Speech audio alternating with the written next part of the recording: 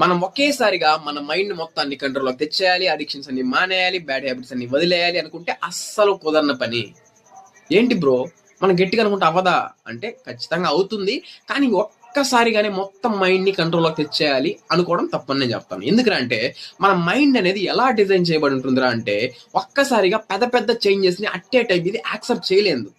అప్పుడు ఏం జరుగుతుందా అంటే మనం ఒక్కసారిగా ప్రెజర్ ఫుల్గా పెట్టి మనం అన్ని వదిలేయాలి, బ్యాడ్ హ్యాబిట్స్ అన్ని మానేయాలి, అడిక్షన్స్ అన్ని వదిలేయాలి అనుకుంటే అప్పుడు ఆపోజిట్ రియాక్షన్ అనేది ఉంటుంది కదా. ఆపోజిట్ రియాక్షన్స్ ఏంటంటే ఇంకా కన్ఫ్యూజన్ ఎక్కువైపోతుంది, సెల్ఫ్ కాన్ఫిడెన్స్ తగ్గిపోతుంది. ఈ విధంగా చాలా డిసడ్వాంటేజ్లు ఉంటాయి ఒకేసారి మన మైండ్ని కంట్రోల్ చేయాలి అని అనుకున్నప్పుడు.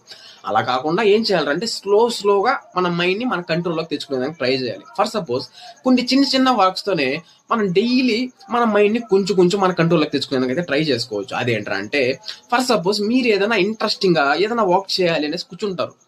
మనకు తెలిసిందే మనం ఎప్పుడైతే ఇంట్రెస్టింగ్గా ఏదైనా వర్క్ చేయాలని కూర్చుంటామో అప్పుడు ఎక్కడ లేని వర్క్స్, ఎక్కడ లేని డిస్ట్రాక్షన్స్ అన్నీ మనకు వచ్చేస్తాయి.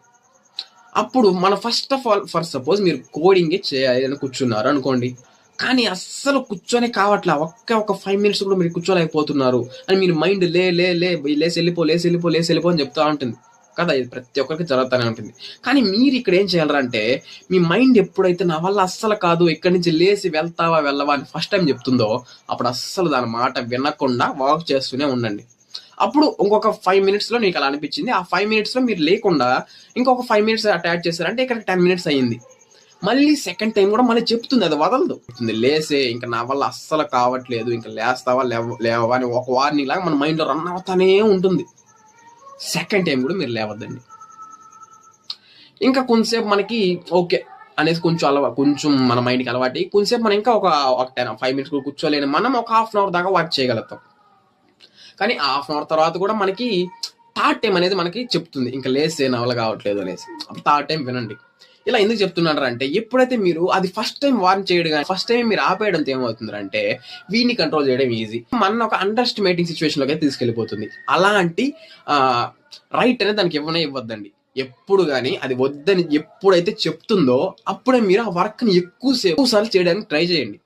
అప్పుడు రాను ఏమవుతుందా అంటే ఓకే వీడితో అంత ఈజీ కాదేమో, అంటే వీడు మనం చెప్పేది వీడు వినడు, వీడు చెప్పేది మనం వినాలి అనేది కొన్ని రోజులకి మన కంట్రోల్లో ఖచ్చితంగా వస్తుంది. ఎక్కడికి పోతుంది చెప్పండి.